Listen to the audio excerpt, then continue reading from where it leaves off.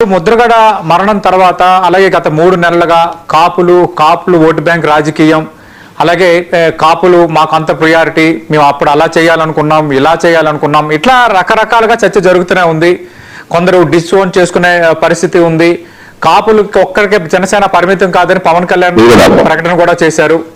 ఇట్లా ఏ విధంగా చూసుకున్నా కాపు ఓటు బ్యాంక్ చుట్టే రాజకీయం నడుస్తున్న పరిస్థితి కనిపిస్తోంది. వైఎస్ఆర్ కాంగ్రెస్ పార్టీ కూడా ఆ దిశగానే అడుగులు వేస్తోంది.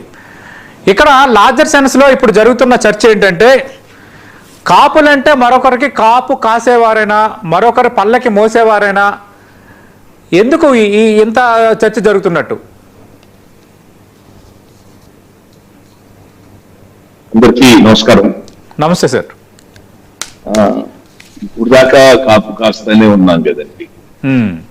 అందువల్ల అందరూ కూడా వీళ్ళు కాపు కాసే పరిస్థితే కానీ అంటే ప్రజాస్వామ్యంలో ఎవరు మెజారిటీగా ఉంటే వాళ్ళకు అవకాశాలు రావాలి.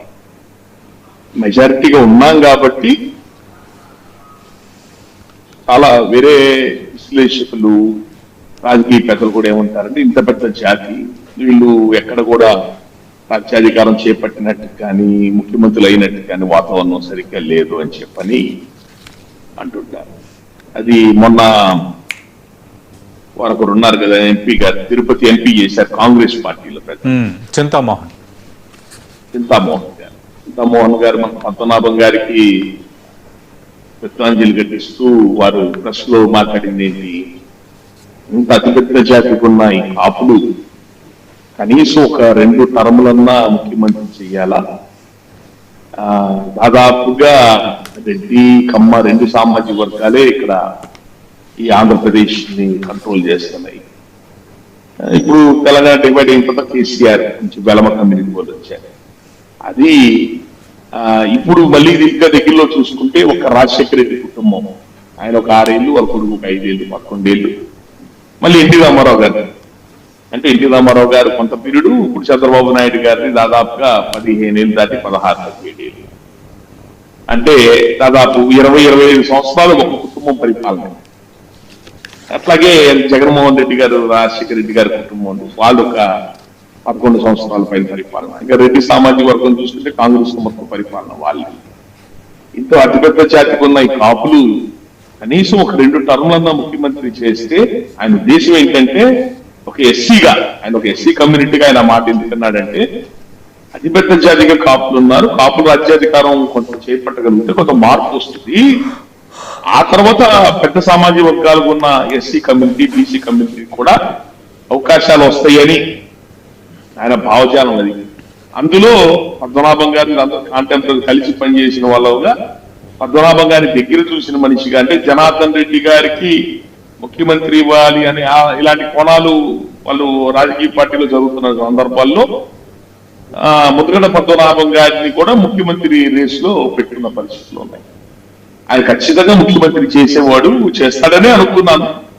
ఆయన అది రీచ్ కాలేదు, తర్వాత ఇలా చనిపోయారు ఆయన అని చెప్పి ఆయన బాధపడుతూ చెప్పారు. ఎక్కడ పోయినా జరుగుతుంది. అదే ఒక విధంగా రాష్ట్రంలో రెడ్డి కమ్మ సామాజిక వర్గాల తర్వాత వీళ్ళిద్దరే కాదు మిగతా కూడా అధికారం అందాలని ఒక బలమైన ప్రయత్నం జరుగుతుంది కూడా కాపు సామాజిక వర్గం. వీళ్ళే వేరే బీసీఎస్సీ కులాలను కలుపుకొని మైనారిటీలు వాళ్ళని కలుపుకొని అధికారం సాధించడానికి ప్రయత్నం చేస్తున్నారు. దాన్ని విఫలం చేయడానికి ఆ కులాల్ని కాపుతో దూరంగా ఉంచే ప్రయత్నం రెడ్డి కమ్మ సామాజిక వర్గం వాళ్ళు వ్యూహాత్మకంగానే చేశారు. ఈ కులాల వారికి అందరి మధ్య అందరి మధ్య కూడా చిచ్చు పెట్టి వీళ్ళు అందరూ పల్లకీలు మోసే పోయేలు. కానీ కాపులు ఏమంటున్నారంటే మేము పల్లకి పైకెక్కి మిమ్మల్ని కూడా లాగుతాం అబ్బాయి, బీసీఎస్సీ మిగతా కులాలను మిమ్మల్ని కూడా పైకి లాగుతాం అబ్బాయి, మా పైకే కాదు మిమ్మల్ని మేము మోస్తాం కావాలంటే అని చెప్పనంటే లేదు లేదు లేదు మీరు ఎక్కి మమ్మల్ని లాగద్దు, ఎవరో పైకి ఎక్కద్దు, అందరం కిందే ఉండి మోద్దామని ఒకరు కొట్టుకుంటూ ఇక్కడే బతారు. అది ఆ మార్పు రావాలని మా అందరి ఆకాంక్ష. ఆ పోరాటంలో నాకు వయసు 50 ఏళ్ళ వయసు కూడా వచ్చేసింది. ఈ రీసెంట్ గా నాకు కొత్త గిఫ్ట్ ఇచ్చింది ఏంటంటే నేను వైసీపీకి కోబర్తని వాళ్ళ ప్యాకేజ్ అమ్ముడిపోయాను కూడా నాకు గిఫ్ట్లు బాగా మంచి గిఫ్ట్లు కూడా ఇచ్చారు నాకు. అంటే ఈ కులానికి పనిచేస్తే చివరికి వచ్చేవాళ్ళు ఈ పేద కులాల రాజ్యాధికారం సాధన కోసం చేసే ప్రయత్నంలో మాకు వచ్చే గిఫ్ట్ కూడా అట్లాంటి గొప్ప